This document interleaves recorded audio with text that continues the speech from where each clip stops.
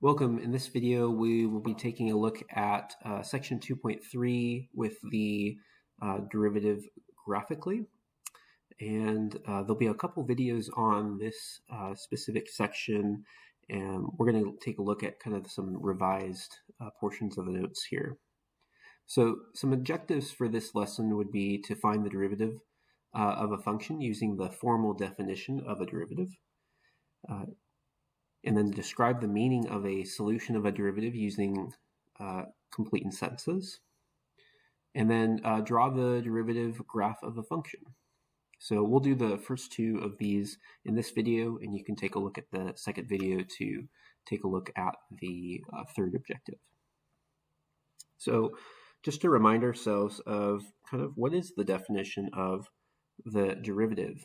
We had our average rate of change formula that we looked at in our first lesson, taking a look at the average rate of change lesson, where we have a value f of a plus h minus f of a divided by h, where this little h here is a very, very small quantity that separates our two values. So think of h here as some small quantity.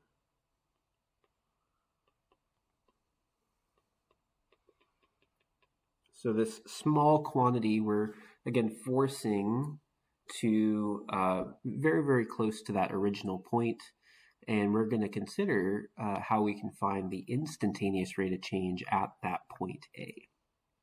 So this leads to two definitions of how we would find instantaneous rate of change. And they combine this idea of the average rate of change and the limit concept that we walked through in chapter 2.2. So let's take a look at these definitions. We have, this is really the formal definition of a derivative. The first one is just the general derivative f prime of x. So f prime of x is our derivative of the f of x function. It's defined as the limit as this quantity h goes to 0 of the f of x plus h minus f of x divided by h. So we are, again, creating an interval that is infinitely small. We're trying to get that interval closer and closer to 0 and letting h go to 0. And that will help us to find that exact tangent line slope that we're searching for. The specific derivative at a point we would define in the same way, except x is now evaluated at some specific point on the x-axis. So this would describe the derivative at a point x equals a. This would give us the instantaneous rate of change at x equals a, or the tangent line slope that we have spoken about before. So in the next video, you'll see how this idea of the limit compressing, or this value h compressing to 0, will start to form that tangent line slope. So as kind of a summary here, we can see there's really two ways to consider rates of change. One is average rate of change, which corresponds to the secant line slope, and it can be calculated with just the slope formula. We have instantaneous rate of change, which is defined as really the tangent line slope at one point. And we calculate that with the derivative at x equals a. So let's go ahead and take a look at going through that first objective of finding the derivative at a single point. And we're going to be using the definition of the derivative. So we want to go ahead and find the derivative of f of x equals 3x minus 2 using the definition of the derivative. And then we'll find f prime of 5. So let's take a look at the limit definition. We would say that f prime of x, that's how we'll define our derivative, is defined with the limit as x goes to, as h goes to 0. H goes to 0, there we go, of the quotient f of x plus h minus f of x divided by that quantity h. So we're just copying that general definition for f prime. Now we want to consider what is this f of x plus h quantity and what is the f of x. So let's start with f of x plus h. We'll do this on the side here just so that we don't make too many errors in the limit. This is a good practice. So I want to evaluate my given function at the point x plus h. So this would look like 3 times x plus h and then minus the 2. So we're taking that same function, 3x minus 2, and evaluating it at x plus h. So this would give us a final result of 3x plus 3h minus 2. So let's go ahead and fill the details in here to our limit.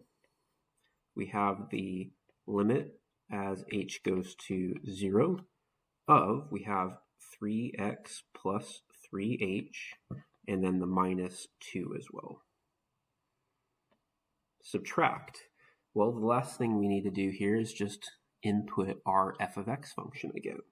So this function would be just 3x minus 2, and that would complete our numerator. We have this all divided by h. So now that we have this, notice that if we were just to evaluate this limit is not continuous when h is equal to 0. We can't just evaluate this function at h equals 0 and get away with it. So our main goal here is to really somehow, either by factoring, canceling out some terms, I want to be able to get that h out of that denominator so that I can evaluate this limit. So let's see what we can do first in that numerator. If we take a look, we do have some like terms when we consider distributing this negative sign. We'd have a negative 3x and a positive 2 when we distribute that. So there's certainly some places where we can simplify with a 3x and a negative 3x, and then the negative 2 and the positive 2. Each of those terms would add to 0 together. And that would leave us with a limit that comprises of the limit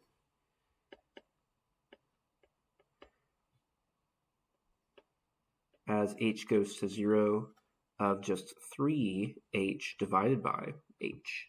So that simplifies down quite quickly, where these h quantities here now can actually cancel with division. So we have 3h divided by h would just be 3. Now the limit as h goes to 0 of 3, well, this 3 is not dependent on h anymore. There's no h's to evaluate here, and so the limit of this constant is just going to be our constant 3. So there is our limit, and therefore this is the general derivative f prime of x. It's just constant, it's 3. Well, taking a look at this in the original function, let's try to make a connection. This original function, I think we know what that is. That's a linear function, the 3x minus 2 function. If that's a linear function, well, we know that the derivative, or the rate of change, is just another way to say slope. It's the tangent slope specifically. But the slope of the linear function is constant. It's always, in this case, looks like going to be 3. And so we shouldn't be surprised by this result that our slope, or our derivative here, is going to be equal to 3 everywhere, regardless of what point we're at. So if I wanted to make one more conclusion here, the f prime at 5 value, well, it doesn't matter what value x is, it's always going to be constant, and it's always going to be 3 for this function. So we have our general derivative, it's just going to be constant 3. Therefore, whatever value I chose on the function, it's going to have a tangent slope of 3. So just an example to kind of get us started here. Not a huge surprising result, but it does make the connection here that we're finding the slope on the function at any given point when we're taking its derivative evaluated at a point. It's its slope. So let's go ahead and take a look at a second function, and we'll consider just using the definition at a point. So we have a g of x function. It looks like a quadratic function, negative 5x squared plus 7x. And we're going to use the definition of the derivative at a point to find g prime of 2. So we're going to go right for, again, finding this g prime of 2, and we're going to find it with the derivative at a point. So in other words, we're using this f prime of a function. So we'll follow this as our map. So first, I'm going to do the limit, again, as h goes to 0. That doesn't change. And we'll have the, in this case, the g function, g of 2 plus h minus g of 2, all divided by that quantity h. Again, here, my little a value is 2. That's the point at which I want to evaluate this derivative. So again, we're going to have two functional values I want to go out and find. One is going to be g of 2 plus h, and the other as g of 2. So let's start with that g of 2 plus h term. We'll want to evaluate this at the g function. So we have negative 5 and 2 plus h quantity squared, and then plus 7 times 2 plus h. So we want to make sure we have enough room here, so I'm going to kind of move this over as we go. Looks like we'll have some distributing to do and some multiplication, so let's carry that out. We have negative 5. When we go to square 2 plus h, we can square the first value, 4, plus 2 times the product of 2 and h should give us 4h, and then add h squared, which is, or h quantity squared, which is just h squared. We'll end that parenthesis. So that's just squaring out that binomial. We can distribute the 7 to both terms in our parentheses here to get our 14 plus 7h. Another distribution we can make here is with that negative 5. We can continue making distributions. Looks like 3 times here. So we have negative 20, negative 20h, and then negative 5h squared, plus 14 plus 7h. And when all said and done here, we can also do some like terms, adding some like terms here to simplify it all together. We have negative 20 and 14. So we have negative 6. And then we can add our h terms. Negative 20 and 7 would give us negative 13h. And then we'll still have that negative 5h squared. So there we go. So we have 3 terms in that sequence that can be used there. And we can go ahead and find our g of 2. So we still need that g of 2. So let's go for that. G of 2, just evaluating the function at 2. We'll go for that. We have negative 5, 2 squared, and then plus 7 times 2. When we simplify this structure, we'll have -5 and 4 give us -20 plus 14, or just a -6 will be the result for g of 2. So let's go ahead and rewrite our limit with these two functional values. We have the limit as h goes to 0 first of the g of 2 plus h,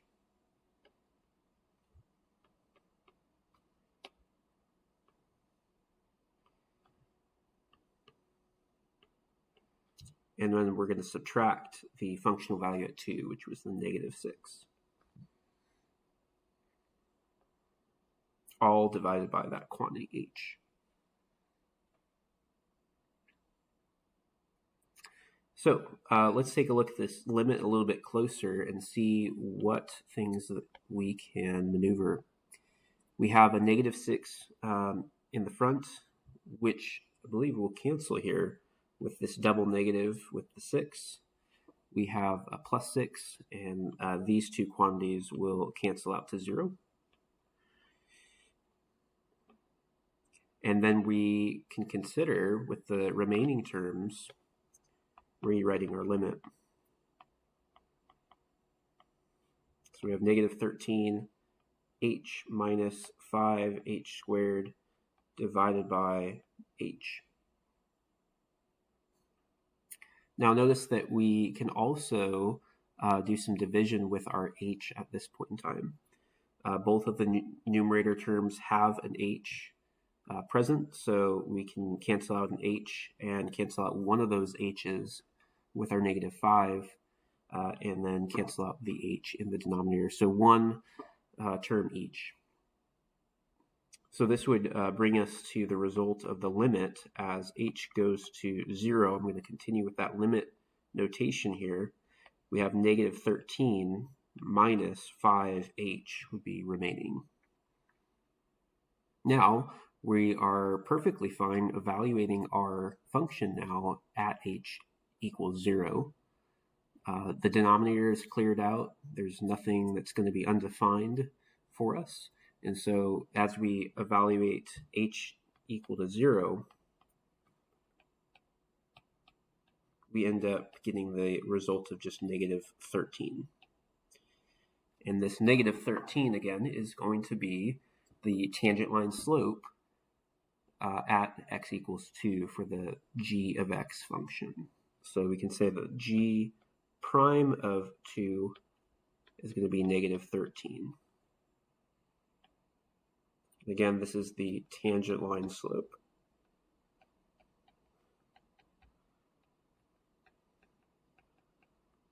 At x equals 2. All right, so that gives us an introduction into the derivative, general derivative, using the definition and then the derivative at a point. Next, we're going to take a look at how do we interpret the derivative once it is written. So we're going to go through each of these three statements and consider each of them and write a statement that would completely describe the rate of change that is happening. So let's begin with part A. Part A says, let d of t represent the distance a car has traveled on its trip to Las Vegas, where d is measured in miles and t is measured in hours. We want to interpret the meaning of d prime of 2.5 is equal to 65. So whenever we are expressing or interpreting the derivative function, we always want to consider this as a rate of change. So the derivative in this case, the 2.5, again here is just a t value. So here we could say that t for this derivative is really going to be 2.5. This is measuring the time again in hours. The 65, or the output for this derivative, is again a rate of change. In this case, the rate of change has to be described as the change in the output divided by change in input. And so in this case, we could say that this would describe 65 miles, since that's the distance that I'm traveling in miles, per time interval, which is the hours. So this quantity, the output, 65, is actually measuring my speed in miles per hour, and it is the instantaneous rate of speed at 2.5 hours. So let's go ahead and write this statement out. We could say that after driving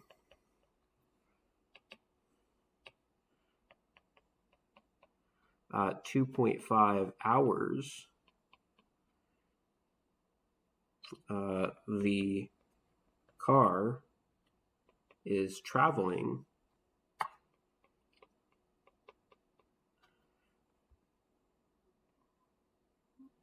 at a speed of 65 miles per hour.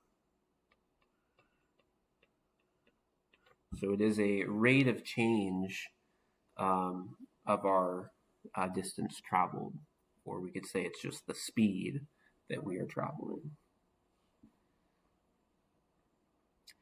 Part 2, or part B here, we can consider a function P of t. P of t measures the population of Seattle, Washington, t days after December 31st. In other words, January 1st would be t equals 1. We want to interpret the meaning of p prime of 20 as equal to negative 215. So again, when we consider the input value for this derivative, again, the input value is still going to be t, and this t20 20 is actually described in days. So t, if we look at this statement, is measured in days after December 31st. And then our population is measured as our output. So when we consider the output for this function, well, what's the rate of change of our population? How would we describe this? Well, this would be people. We could describe our population with people per, in this case, day. Okay, so that's the rate there that we're considering, people per day. So now we want to also address this negative. What does it mean for this quantity to be negative? Well, for a quantity to be negative, that means, in other words, the population at this moment in time is decreasing by this number of people per day. And so one other way we can interpret this is that we could say that on looks like January 20th, because that's t equals 20, on January 20th, the population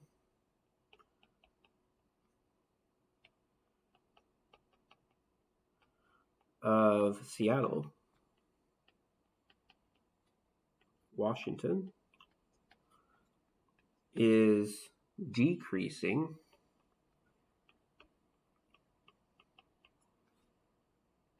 at a rate, we want that word, at a rate of 215 people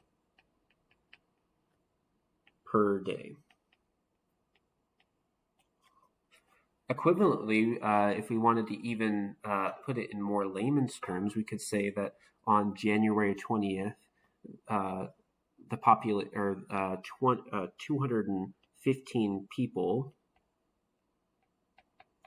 are leaving Seattle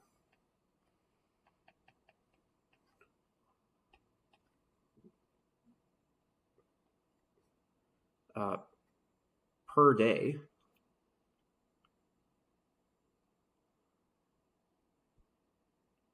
Oops. 215 people are leaving Seattle per day on January 20th. So that would be an equivalent. 215 people are leaving Seattle, Washington per day on January 20th. That would be equivalent. So make sure that we take into account that negative sign if we have that in our rate. And it looks like we have one more value, and it does have another negative value here. So this is a tank in part C is being drained of water. The function V of t gives the volume of liquid in the tank in gallons after t minutes. And we want to interpret the meaning of V prime of 7 equals -3. So here we can consider, again, the t. Again, is some time measurement. It happens to be 7 here. But in this case, it happens to be 7 minutes. T is defined in minutes. So we have 7 minutes, and this V prime of 7 outputs a value of -3. Again, here our units for that -3 have to be in gallons per minute here. Gallons per minute. It is a rate of change. And it happens to be a negative rate of change. So one way we can describe this is that we can specify after 3 minutes,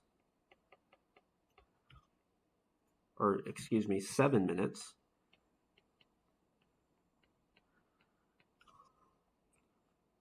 the volume of water in the tank